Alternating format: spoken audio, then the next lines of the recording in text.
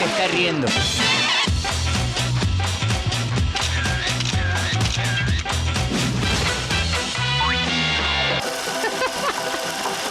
qué te estás riendo? ¿De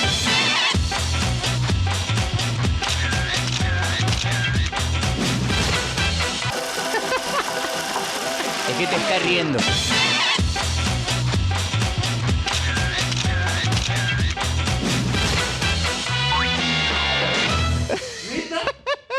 Tranquilo, Nuevo, tranquilo. Güey, es un día difícil, sí. Por favor, si no, pregúntale a Diego. Palitos libres de todo el país y más en nuestras fronteras. Son ustedes bienvenidos a Palitos y Bolitas, su antinoticiero de confianza. Mi nombre es Carlos Allende. Yo solo tengo una pregunta. ¿Vas a ir a jugar al rato, Diego? Eso, para sudar todo lo que traes. Llegamos a la mitad del año, oficialmente estamos a la mera mitad del 2022. Güey, se nos ha ido en friega el mendigo año. Apenas parece que fue ayer que empezaba el camino de lo que serían tiempos de recuperación y todo iba bien, ¿no? Tenemos algo de inflación, pero nada grave. Hasta que a Putin se le pegó el flotador y decidió invadir Ucrania. No, de ahí el año tomó un camino que nadie esperaba para mal. Ah, y la otra. Se suponía que Rusia había decidido hacer su operación militar especial porque la OTAN iba a estar como demasiado cerca de ellos, ¿no?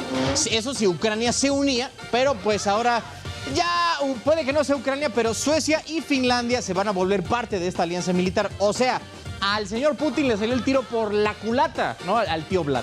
No solo no detuvo la expansión de la OTAN, ahora es más grande. Y sí, en un país que también hace frontera con ellos, que es Finlandia. Ya dijo que no va a ser problema eso, Vlad, eso dice. Pero hasta hace 3 meses los tenía amenazados. En general, mis niños, es buena práctica no creerle a ningún político, pero sobre todo a carnales como Putin. En la próxima hora te contaré las historias que te importan y que necesitas saber.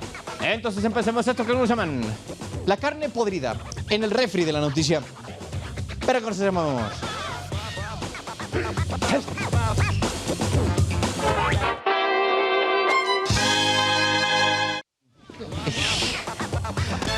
Le da miedo al nuevo salir a clase. Después, sí, ya. Ven a saludar, Nuevo. Es que la gente ya no sabe que ya estás de regreso, güey. Es que se fue de vacaciones COVID, el nuevo, pues ya está de regreso. Ya es el seminuevo. Qué mala onda, güey. Lo vamos a estar relegando así como si fuera de agencia, ¿no? Ya sabes, ya al rato nada más va a ser el certificado, ¿no? Ya nada más. Oigan, después de 2 días de reuniones, hoy terminó la cumbre de líderes de la OTAN, la alianza militar más extensa del planeta. Terminando el evento en Madrid, el secretario general Jens Stoltenberg le pidió a Rusia ponerle fin inmediatamente a la guerra con Ucrania. Y todos como no lo habíamos pensado antes, ¿por qué no se lo pedimos de por las buenas? No, y Rusia aplicó la de Nelson de los Simpsons. O sea, y ya les decía, el martes de la próxima semana, Suecia y Finlandia van a firmar su protocolo de adhesión a la OTAN. Con esto, rompen su histórica tradición de mantenerse neutrales, ¿no? Al menos en temas militares. Y no los podemos culpar. Finlandia es su vecino geográfico de Rusia y Suecia está ahí a tiro de piedra. Y la cosa es que ya le salió mal la jugada a Putin. No sé si esperaba que los escandinavos rompieran su doctrina de neutralidad, pero pues ya pasó. Casi los orilló a tomar esta decisión y ahora ya será un hecho a partir del martes que entra. Ahora, han de saber que paralela a la reunión de los jefes de Estado de los 30 países de la OTAN, había otra con las parejas, ¿no? 28 primeras damas y 2 primeros caballeros, 2 primeros damos. Sorprendió mucho a muchos. Sorprendió a muchos. Hasta parezco Diego. No, te quiero mucho, manito. Oigan, ¿qué está diciendo? Ah, sí. Se sorprendió a muchos lo bien que se llevaron la primera dama de Estados Unidos, Jill Biden, y la reina Leticia de España. Allá andaban echando la guagua, pocas tuercas, hasta ahí todo bien. Pero nada más llegó el esposo de Jill y las cosas como que se tensaron un poquito. Al buen Joe se le pasó ligeramente la mano con su saludo, un poco fuera de protocolo, pero nos dejó una gran posta.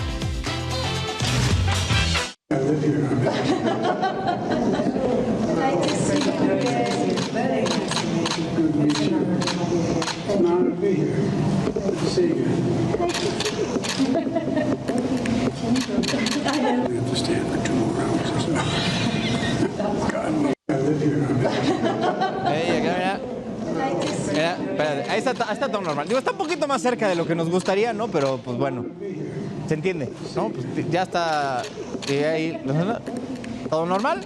Ahí está, se llevan muy bien las amigas. Pero ahí mira, la mano, que le jalea. Ya en estos tiempos, mis niños, hay que estar muy... Es que ya está chochando. O sea, como la semana pasada ven que se cayó de la bici con todo así. Es que tenía de los clips estos que se atoran a los pedales. Entonces no se zafó y se fue así con la virula. Bueno, y este año cumple 80 años este carnal. Entonces el tiempo no pasa en vano, ¿no? No digo.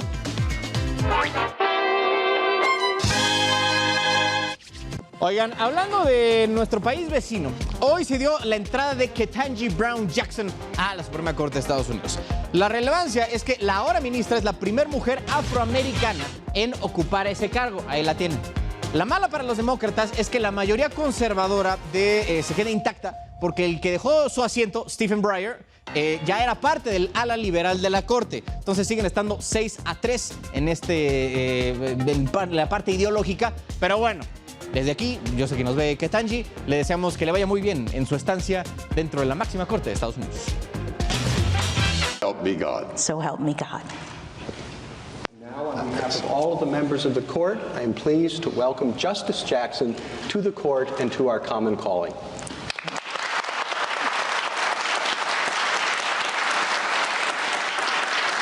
¿Quién es la más reciente miembro de la máxima corte en Estados Unidos? Qué bueno que pregunta, nosotros estamos muy preparados para responderla. Se graduó de la Universidad de Harvard, como abogada, evidentemente. Empezó su carrera siendo asistente de Stephen Breyer, de quien hoy tomó su lugar. Entonces está interesante la historia. Fue abogada de oficio federal, lo cual mis respetos, y es una de las principales atributos que le vieron por la visión que tiene el sistema judicial, porque pues a ella nada más le asignaban casos de gente que no conocía, entonces era defenderlos y sobre todo gente que no podía pagar un abogado. En 2013, el entonces presidente Barack Obama la nombró jueza del Tribunal de Distrito en Colombia, ya en D.C., pues, para que pues, echara ya, ahora mira, llegando a la Suprema Corte.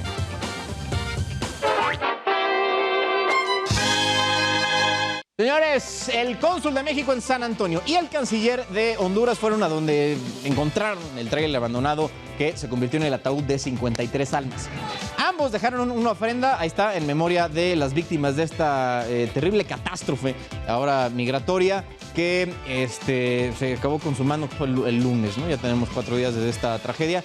Y ahora, a punto aparte, siendo el político oportunista colmilludo que es, el gobernador de Texas dice que le va a subir a la seguridad en la frontera y a los recursos humanos y económicos para evitar el cruce ilegal a su territorio. Porque este tráiler, el que fue encontrado el lunes, pasó por lo menos en 2 puntos de revisión y la chota tejana no se dio color de que en esa caja había más de 60 personas siendo traficadas. Más oficiales en áreas fronterizas y más puntos de revisión es la nueva política de Greg Abbott, además, claro, de culpar al gobierno de Biden por lo que pasó. We once again are going to try to step up and play a role by the state to address this catastrophe that President Biden is responsible for. Today I'm announcing that Texas is going to add additional truck checkpoints. Que por cierto, ni 2 días han pasado y ya se sumaron 4 migrantes más a la lista de víctimas mortales relacionadas con estos movimientos ilegales. En un choque, 4 personas perdieron la vida y 2 salieron heridas en una carretera justo en Encinal, Texas. Literal, fue en el mismo pueblo donde encontraron el tráiler a las afueras de San Antonio. Según autoridades, este fue otro intento de contrabando humano mal logrado, ahora desde San Antonio. Entonces, las cosas aquí del cocol, al menos en tema de seguridad y de migración en San Antonio. Bueno, en Texas específicamente. Oigan, y en la búsqueda de una mejor vida, los migrantes están expuestos a cualquier cantidad de tracaladas. Carlo es un ejemplo de lo que pasa cuando una persona empeña todo, hasta sus esperanzas, con tal de intentar cruzar al otro lado del río. En julio de 2020, Carlos, un migrante hondureño, huyó de San Pedro Sula por la violencia de las pandillas de los Maras Salvatrucha. Dejó a su familia en su casa de láminas y madera para tratar de llegar a Estados Unidos y obtener un mejor futuro. Sin embargo, en su tránsito por México fue víctima de la delincuencia. Él es uno de los miles de centroamericanos que han migrado de su país, pero salió de un infierno para entrar a otro. Porque ahí los Maras le estaban pidiendo lo de un impuesto de guerra que ellos piden para todos los comerciantes, ya lo habían golpeado, venía huyendo, y al momento que llega aquí a México se sube a la bestia, el famoso tren, y llega a San Luis Potosí, pero cuando llegan ahí, antes de llegar a San Luis Potosí, lo bajan y un grupo armado y se lo llevan secuestrados. Durante 10 días lo golpearon y lo despojaron de sus pertenencias. Los captores exigieron dinero a su familia, pero como no obtuvieron respuesta, lo abandonaron en una zanja sin ropa y en malas condiciones físicas. Pobladores de la zona lo encontraron, lo ayudaron y llevaron a una casa del migrante donde fue atendido. Carlo denunció lo sucedido ante la Fiscalía del Estado de San Luis Potosí, pero solo se inició una averiguación previa por robo y lesiones, delitos considerados por la ley como no graves. El abogado Roberto Gómez del Instituto Federal de la Defensoría Pública inició el trámite para regularizar a Carlo por razones humanitarias. En marzo de 2021, el Instituto Nacional de Migración notificó a la Defensoría Pública Federal la negativa de la regularización porque no se acreditó ser víctima de un delito grave. La Defensoría Pública alegó ante el juez tercero de distrito en San Luis Potosí que se vulneraban los derechos de igualdad y no discriminación, acceso a la justicia efectiva contemplados en la Constitución y en la Convención Americana sobre Derechos Humanos. El 1 de octubre de 2021, el juzgado otorgó la protección de la justicia federal a Carlo y declaró la inconstitucionalidad de la ley de migración, ya que consideró que son discriminatorios por solicitarle a la persona con situación irregular migratoria que sean víctimas de delito grave para poder regularizar por razones humanitarias. Porque es otra limitante que tenemos, ¿no? Que muchas veces los jueces todavía no se van a esta nueva teoría de lo que es los derechos humanos, entonces son muchas barreras que todos estamos luchando y esperemos que el día de mañana este caso sirva como un hecho notorio para los demás jueces para que vean que sí se puede y sí pueden ellos modificar lo que es la estructura para favorecer estos derechos humanos. Carlo llegó hasta la frontera en espera de poder cruzar el río Bravo. El Instituto Federal de Defensoría Pública cuenta con 885 defensores públicos y 285 asesores jurídicos en todo México. Heraldo Media Group, Luis Pérez Curtad. Para que vean, es bastante complejo, ¿no? Lo que viven estas personas porque están al límite, bueno, más allá de la legalidad. Entonces, cualquier cosa que pase mala contra ellos, no pueden ir con la autoridad, no se pueden defender y, pues digo, pasa, ¿no? Lo que vimos, tragedias, como lo que vimos el lunes. Ahí tienen, es un poco lo que vive un migrante en este país. Bueno, es en Veracruz. Bueno, oigan, con la novedad nueva de que diputados de Morena, Verde y del PT dejaron como palmera o como ahuehuete al presidente de la Comisión de Gobernación y Población, Alito Moreno. Este grupo de diputados no se presentaron para discutir temas y acuerdos antes de que se puedan ser, quieren ser expuestos al... Casi lo digo, no lo dije porque justo, creo que no, ahorita lo dije nada más por chistosito. Pero sí lo iba a decir, no, la neta sí lo iba a decir, güey, pero ya como que me sonó raro en mi cabeza y reculé. Bueno, iban a ser expuestos y no llegaron, entonces pues, Alito no tuvo de otra más que levantar la sesión porque no había quórum. Bueno, oigan, y ahora otro frente que ya hay entre los mismos priistas es con el jefe de los senadores del PRI y ex secretario de Gobernación, Miguel Ángel Osorio Chong. Este hermano dijo que la propuesta de facilitar el acceso a las armas para las familias mexicanas para que se puedan proteger es para distraer la atención de la crisis que vive Alito como presidente del partido. No, pues ya sabe, una estratega tremendo este Alito. Que por cierto, ayer estaba escuchando el audio de cuando hizo el anuncio de su propuesta y Alito dijo como para que puedan brindarle acceso para acceder a las... Una redundancia ahí bastante interesante. Oigan, temas interesantes también, que es que hace unos minutos la jefa Sheinbaum se dio una vuelta por el Hub MX. ¿Qué es eso del Hub MX? Qué bueno que me preguntan. No tengo ni idea, pero Blanca Becerril anda por allá. Ella sí sabe, entonces, Blanca, ¿qué demonios es esto del Hub MX?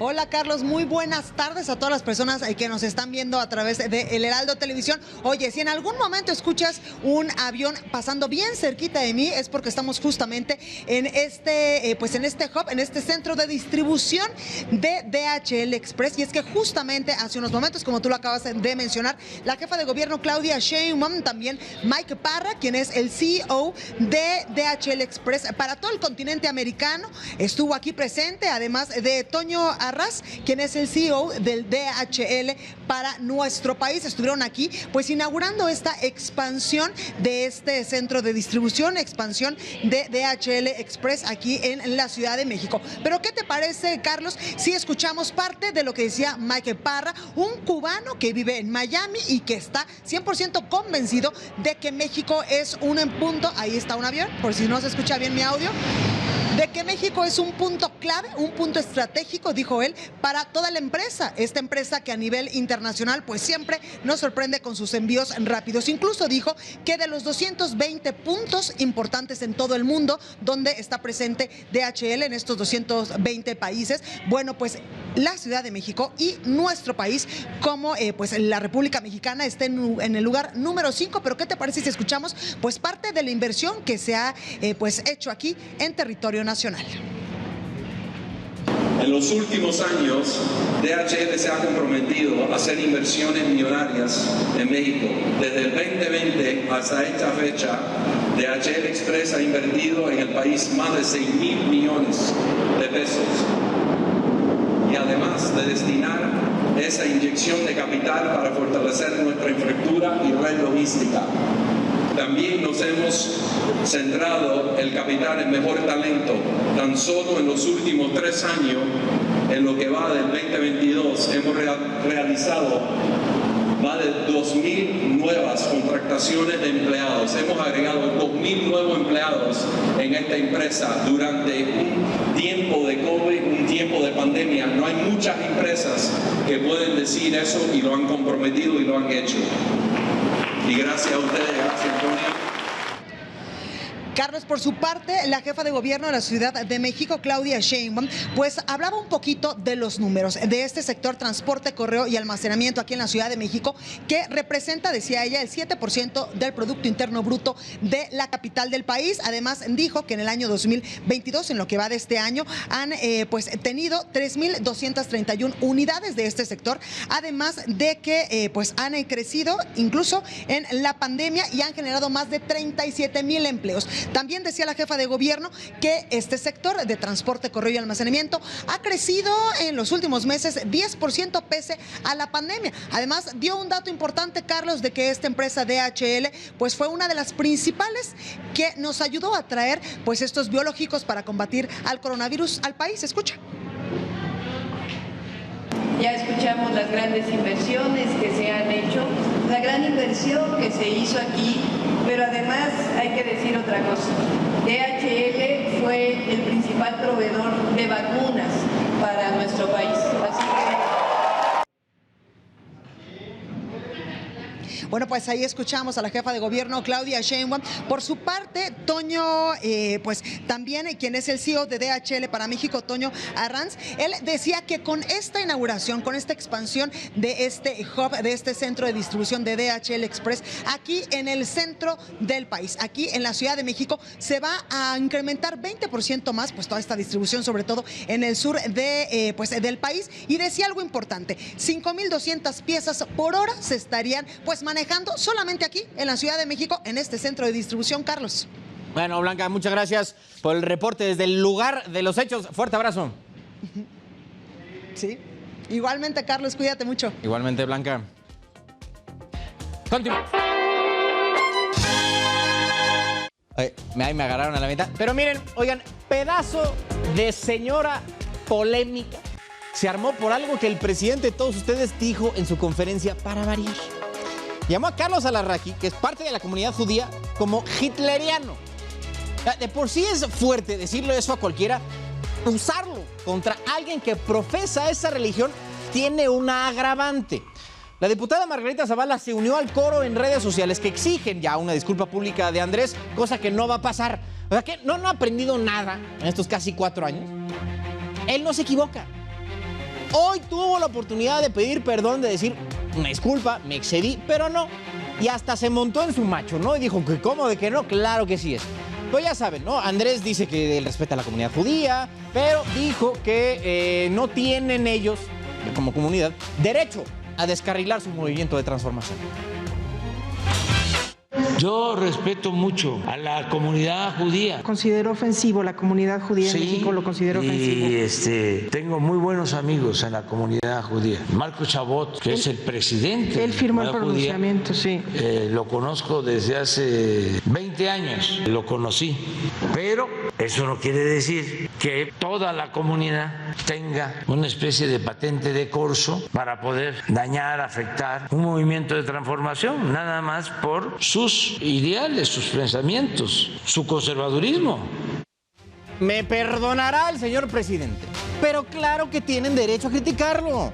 Son ciudadanos mexicanos y claro que tienen derecho de actuar en la esfera política, de decir lo que se les venga en gana.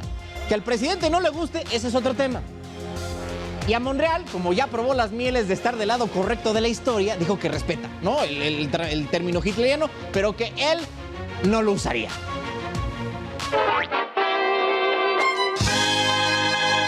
Oigan, a pesar del aumento en contagios de COVID entre chamacos y chamacas, ellos van a terminar este ciclo escolar en los salones. Güey, ¿cuándo acaba el ciclo escolar? Hasta acabando el julio, ¿no? No manchen, güey, sí se pasaron de lanza con la programación. Pero bueno, digo, ya si les van a regalar el pase de año, mínimo que vayan hasta que termine el ciclo escolar, ¿no? O sea, lo que yo diría.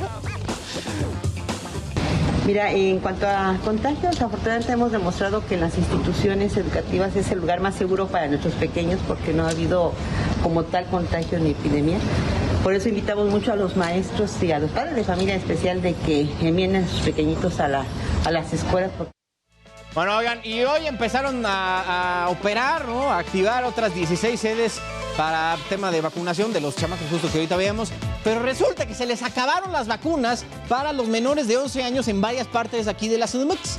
Güey, ni cuando andaba la vacunación a tope pasó esto. Dicen que les acaban de llegar, casualmente, más vacunas y ya están empezando a resurtir donde hacen falta los biológicos, ¿verdad? Que su Pfizer. Bueno, vamos a la dama de las tragedias, ¿no? De los últimos años, bueno, años no, meses. Nuevo León. El secretario de Seguridad Pública de Nuevo León dice que ni Superman arreglaría el problema de violencia en el estado. Qué bonito, ¿no? Eso es justo lo que quieres escuchar de la persona encargada de solucionar el problema de violencia en el estado. Pues es que ni Superman lo podría arreglar. Bueno, entonces, a mi madre, ¿no? O sea, imagínate la gente de Nuevo León de puta madre. Y luego, güey, ¿no? Cifras de la Fiscalía General de Justicia tienen registrados 433 homicidios en lo que va del año, 1,068 el año pasado y 914 en 2020. La violencia en el país está del asco, así, del asco. Tengo lo que resta el año para ver si lo bajamos, a ver si. Se está muriendo gente, eso es lo que me estás diciendo. Oiga, entonces... Llevamos 119 muertos, no hemos podido arreglarlo, mamacita. Nos podemos traer a Superman de secretario, no se va a arreglar. Güey, ¿de dónde saca Samuel su equipo, güey? A ver, tú, No puede ser. Aparte creo que, no sé si este güey hasta repitió, no sé si estaba con el Bronco, pero hubo alguien del gabinete que nada más, o sea, se quedó, no sé si es este güey. Pero bueno, la nueva exhumación al cuerpo de Devani Escobar, entre otros asuntos, tema igual de seguridad que tienen pendiente, va a ser entre mañana y el domingo, con la idea de esclarecer su causa de muerte. Ya ven que la Fiscalía de Nuevo León y la necropsia que pidió el papá de Devani dieron resultados diferentes, ¿no? Convenientemente diferentes. Lo de la Fiscalía decía, no, que aquí no va a ser, aquí no hubo ningún tipo de violencia sexual. En la que pagó el papá de Devani decía que sí. Entonces, esta tercera es para quitar cualquier tipo de dudas, a ver qué es lo que pasa.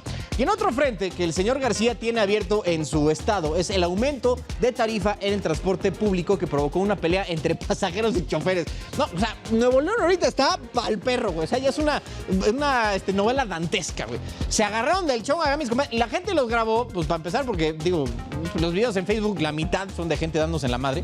Y otra para evidenciar la molestia por el alza de la tarifa que va de 12 ahora a 15 pesos.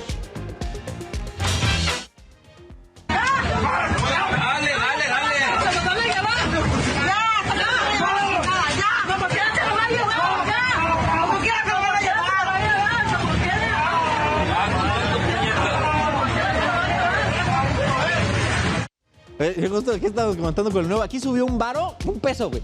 Y hubo protestas, bloquearon la ciudad, ¿no? Y todo el rollo. Allá subió 3 y cuesta el triple de lo que cuesta aquí. Y ahí no me están. Y lo que hay que entender, amigos de Nuevo León, no es culpa de los choferes.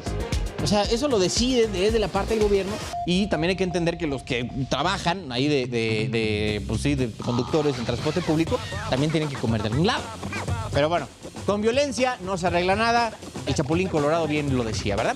Oye, que ahora que está también Juan Carlos, hay que llevar el Chapulín Colorado allá a Nuevo León, güey, a ver si así, sí, ¿no? Digo, Superman chance no puede, pero el Chapulín Colorado tiene otras cosas. México, mis niños, ha sido de los países más constantes en esto de ir a los mundiales. Solo hemos faltado a 5.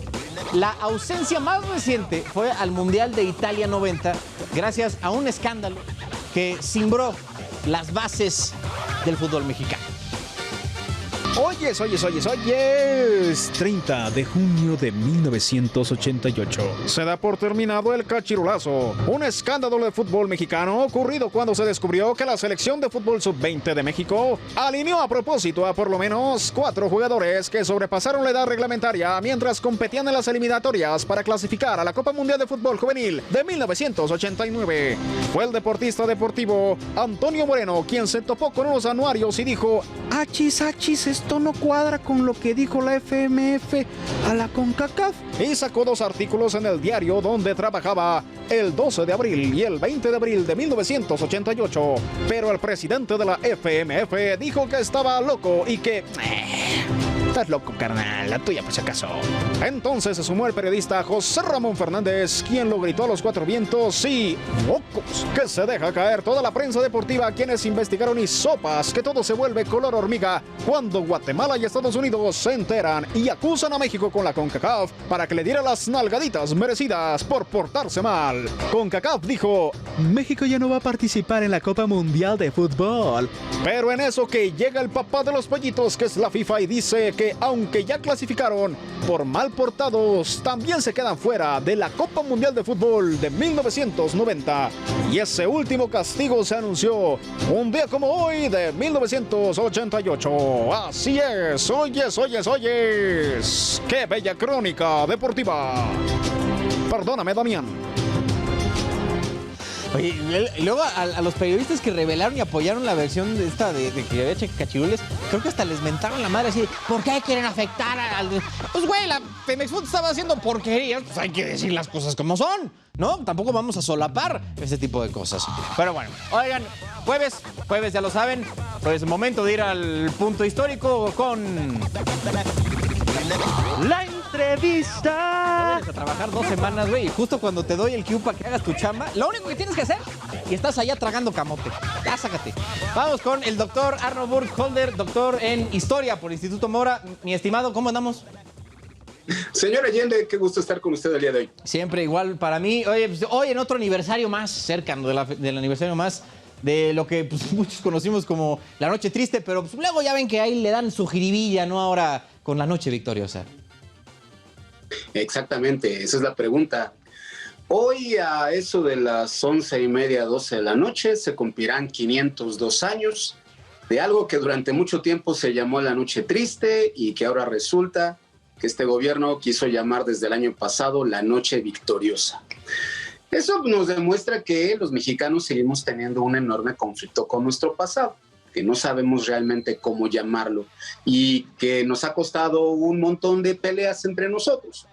Si acaso, pues habría que empezar recordando qué fue lo que pasó. La Noche Triste o los incidentes de la medianoche del 30 de junio empezaron a principios de mayo de 1520, cuando Hernán Cortés, que ya estaba en Tenochtitlan, se entera de que en Veracruz ha llegado otro español, un hombre llamado Pánfilo de Narváez, con un montón de expedicionarios con la intención de detenerlo, pues porque Cortés había venido a México sin autorización de las autoridades españolas.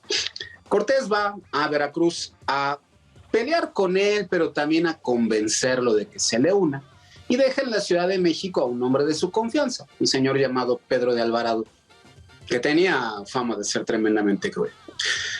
Resulta que a Alvarado van a verlo unos dignatarios mexicas. El emperador Moctezuma estaba detenido en el Palacio de Axayácatl, donde hoy es el edificio histórico de Nacional Monte de Piedad, y le van a pedir un favor. Resulta que van a hacer una fiesta muy importante, la fiesta de Toxcatl, que al parecer era para celebrar el nacimiento de Huitzilopochtli. Esto iba a ocurrir entre el 20 y el 23 de mayo, no queda muy claro la fecha. Alvarado dice, pues sí, está bien, hagan su fiesta. Ocurre la fiesta en la zona conocida como el Templo Mayor. Y aquí hay dos versiones de lo que pasó. La versión número 1 dice que los mexicas en realidad estaban planeando atrapar a Alvarado y a los españoles que estaban en Tenochtitlan y ejecutarlos porque estaban hartos de él. La versión 2 es que Alvarado vio que en la fiesta todos los dignatarios llevaban muchas joyas y se le hizo muy fácil atacarlos. El hecho es que las tropas españolas entran a la fiesta y hacen una matazón espantosa. Eso provoca al fin que Tenochtitlan se levante en armas contra los españoles y estos huyen al palacio de Xayacatl a encerrarse. Están encerrados casi un mes. Resulta que Cortés regresa hasta el 24 de junio, se entera de lo que ha pasado, le pide a Moctezuma que salga a tranquilizar a la población. Moctezuma no quiere, al final acepta, y mientras está hablando con ellos desde la azotea del palacio, una pedrada o un flechazo, no queda claro qué fue, lo mata. Y entonces los españoles se dan cuenta de que tienen que huir. De hecho, tenían a un astrólogo de apellido Botello que les dice, si no huimos en menos de 3 días nos van a matar. La verdad es que no necesitaba un astrólogo para entender eso. Lo primero que hacen es juntar todo el oro que habían encontrado, lo funden, lo hacen una serie de paquetes, antes lo dividen en 5 partes porque el quinto real, la quinta parte tenía que ser para el rey. Son aproximadamente 1,000 personas y un número parecido de indígenas tlaxcaltecas que eran sus aliados, y deciden, bueno, en la noche del día 30, en un absoluto silencio, vamos a salir y vamos a escapar. La idea era salir de donde hoy está el edificio de Monte de Piedad, seguir todo derecho lo que hoy es la avenida Tacuba y seguirse, cruzar lo que hoy es la Alameda y llegar por lo menos a donde está ahora la iglesia de San Hipólito y de ahí escapar. Imagínense toda esta gente en un absoluto silencio en la noche, en una ciudad que estaba totalmente guardada por los guerreros mexicas, en total silencio, además estaba lloviendo. Imagínense cómo van saliendo estos 1,000 personas por lo menos en absoluto secreto. Pero se supone que alguien, un mexica, un hombre, mujer, no queda claro, los ve. Empieza a gritar y de repente llegan un montón de guerreros por todos lados, por adelante, por atrás. Piensen que van saliendo por una serie de calzadas que están divididas. Había una serie de puentes para pasar esas calzadas y las habían quitado. Los españoles tuvieron que hacer algunas. Entonces empieza una batalla espantosa donde hubo una matazón brutal. Cortés siempre dijo, no, fueron más o menos 100 muertos, no muchos. Testimonios posteriores hablan de 400, de 500 y algunos hasta de 1,000 muertos. El hecho es que fue una cosa horrible. Cortés y sus hombres, la mitad de ellos o menos de la mitad, logran hacer ese recorrido, logran cruzar la parte más difícil, que sería la de donde está el eje central Lázaro Cárdenas, toda la Alameda, hasta llegar a lo que hoy es la iglesia de San Hipólito. La mayoría que venían atrás tuvieron que regresarse a Tenochtitlan. Ahí los mexicas los capturaron y después los ejecutaron. Y entonces Cortés y sus hombres tienen que salir huyendo primero hacia Tacuba, donde se enteran de lo que ha pasado. Lo que siguió fue hacer un enorme recorrido hacia el norte para poder agarrar hacia Tlaxcala, donde llegaron el 8 de julio. Ahora, la pregunta es, ¿cuántas versiones se han contado de esta historia? De los mexicas, la verdad es que no tenemos una versión. Ellos simplemente entendieron que Moctezuma estaba muerto, que se habían deshecho de estos españoles, siempre quisieron atraparlos. De hecho, el 7 de julio, pocos días antes de llegar a Tlaxcala, intentaron atrapar a los españoles en una zona llamada Tumba, no lo lograron. Y entonces nombraron a un nuevo emperador, un tlatoani llamado Cuitláhuac, que en pocos meses falleció de viruela, una enfermedad que habían traído los españoles. ¿Qué dijeron los españoles? Es lo interesante. Cortés, en sus cartas de relación, dice, bueno, sí, tuvimos ahí un incidente, murieron unos cuantos, pero realmente no es muy importante. Cortés quería pues mostrarse como el gran conquistador ante el rey de España. Otros autores como Bernal Díaz del Castillo, Francisco López de Gómora, ellos sí empiezan a decir, no, para empezar sí murieron por lo menos 500 españoles, más de 1000 indígenas, y empiezan a preguntarse por qué les pasó. Y muchos dicen, pues esto fue en realidad por la voracidad de todos nosotros, que lo que queríamos era el oro, y al final todo lo perdimos, porque en medio de la batalla, pues el oro se cayó al lago y nunca lo volvimos a encontrar. De hecho, apenas en 1981 apareció un muy pequeño vestigio de todo ese tesoro, un pedacito de oro de aproximadamente 1 kilo de peso, que pues era parte de todo lo que habían fundido. Otros autores pues siempre dijeron que Cortés sufrió tanto cuando ocurrió eso, que al llegar a la zona de Tacuba se encontró un enorme ahuehuete y se puso a llorar. No hay vestigios de eso. De hecho, los vestigios que tenemos dicen más bien que Cortés, más que llorar, estaba profundamente enojado, que Cortés siempre creyó que la divina providencia estaba guiando sus pasos hasta que ocurrió eso, y entonces fue más bien de decir, pues ahora va la mía, voy a ir con mis aliados a recuperarme, a hacerme más fuerte, y voy a regresar y voy a acabar con esta ciudad. Ahí es donde de veras empezó la Gran Guerra.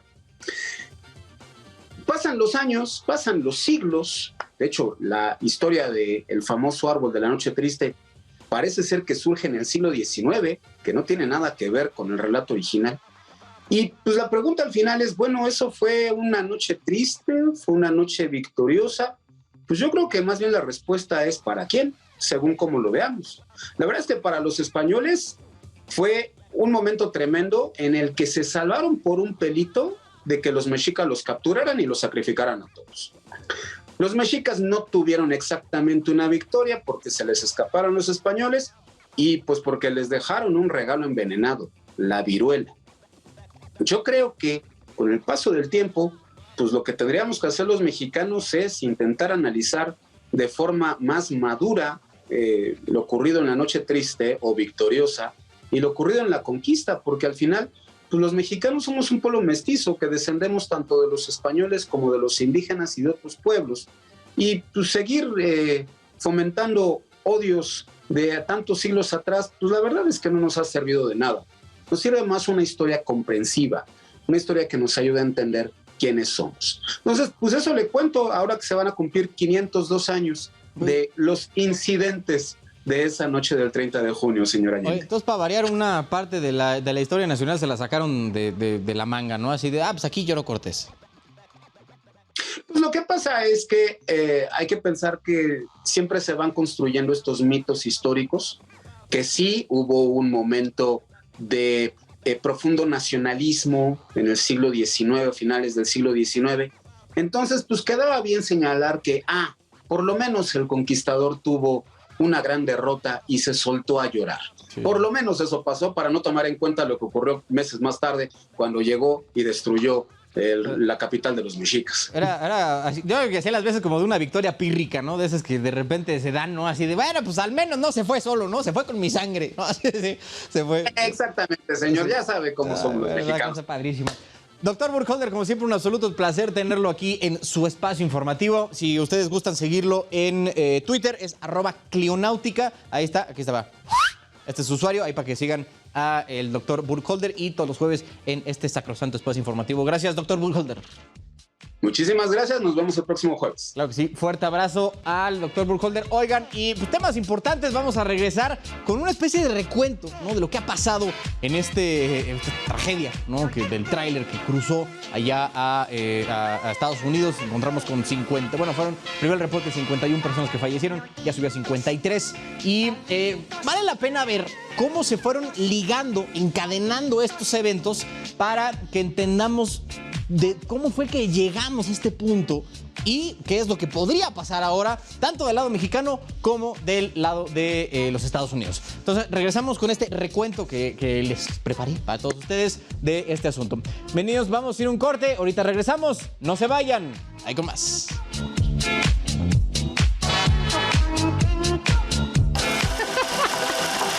¿De qué te estás riendo?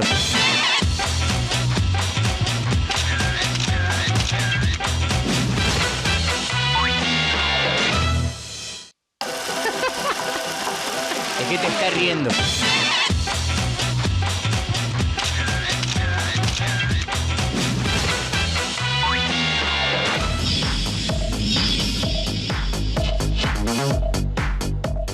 ...72 horas después, el caso se vuelve más y más claro, pero a la vez más y más turbio. Eran 67 personas que salieron de sus países de origen buscando cruzar la frontera hacia un futuro mejor. De esas 67, 53 no la contaron. Y las otras 16 se debaten entre la vida y la muerte. Este caso seguramente causará muchísimas críticas, debates y cambios a políticas migratorias. Me imagino que será un gran tema de conversación entre Andrés y Joe dentro de 2 semanas este asunto, ¿no? Del tráiler migrante. Pero bueno, vale la pena que le demos una repasada al caso porque tiene mucha carnita. Lo que sabemos de estos coyotes es que juntan a sus clientes y los parten en grupos pequeños para irlos cruzando poco a poco por secciones de la frontera que no están vigiladas, ¿no? Las juntan en casas de seguridad, ya del otro lado, y cuando ya cruzaron todos, los suben a tráileres, en este caso, y los van depositando en diferentes ciudades, ¿no? Yo me imagino que depende de lo que hayan pagado. Ese es el plan. Lo que pasó el lunes fue catastrófico. Aún no sabemos qué fue lo que falló.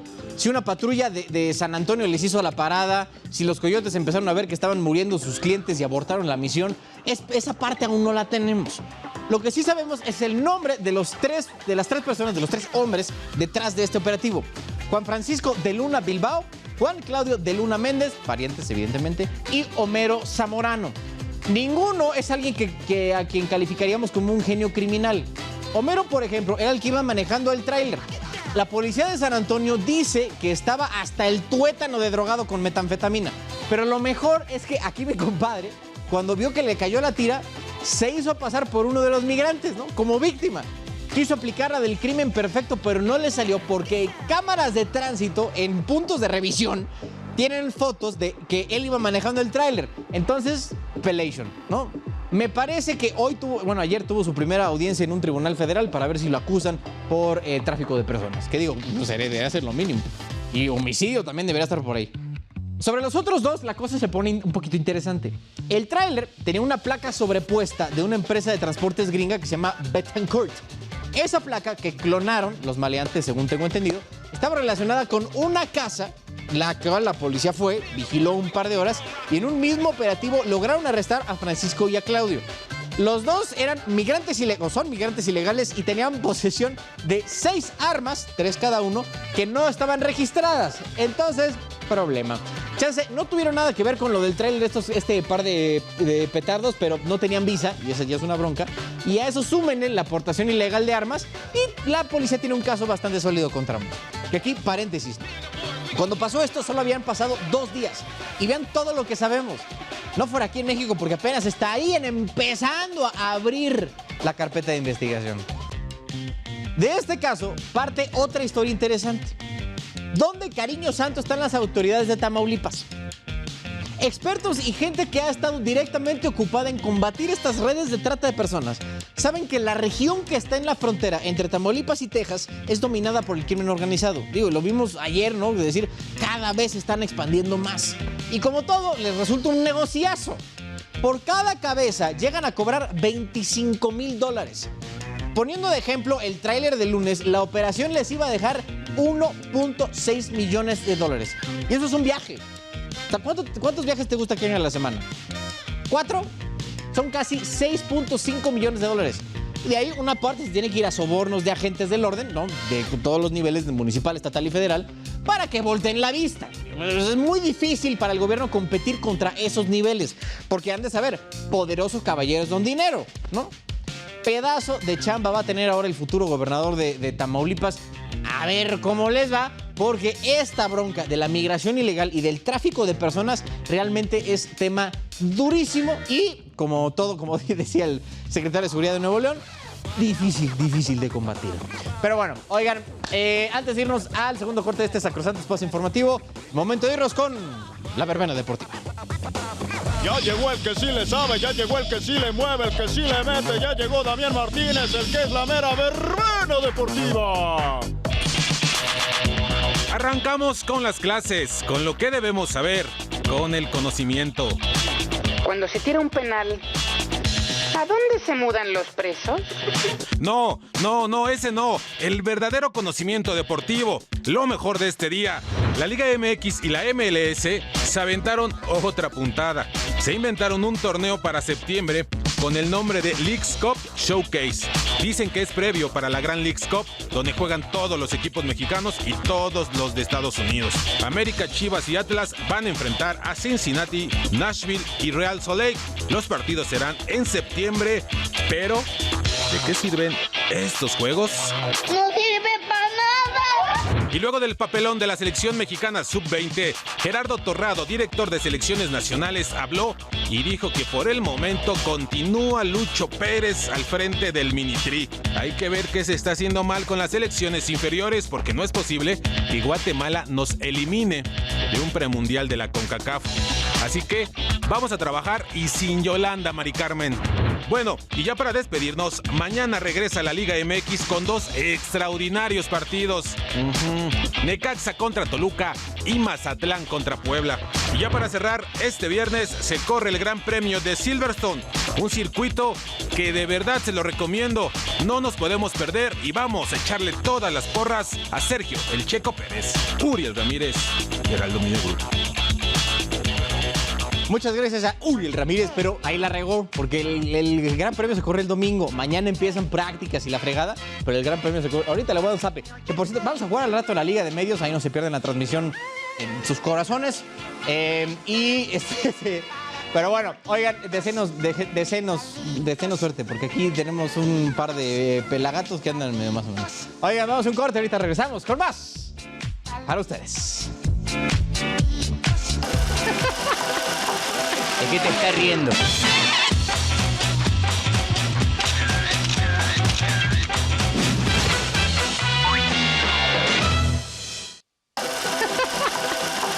¿De qué te estás riendo?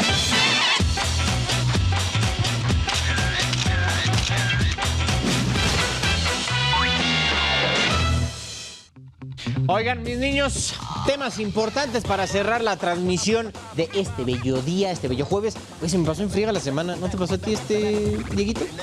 No, ¿cómo? A mí se me pasó en friega la semana, güey. Yo sé que andas un poco... bueno, ya.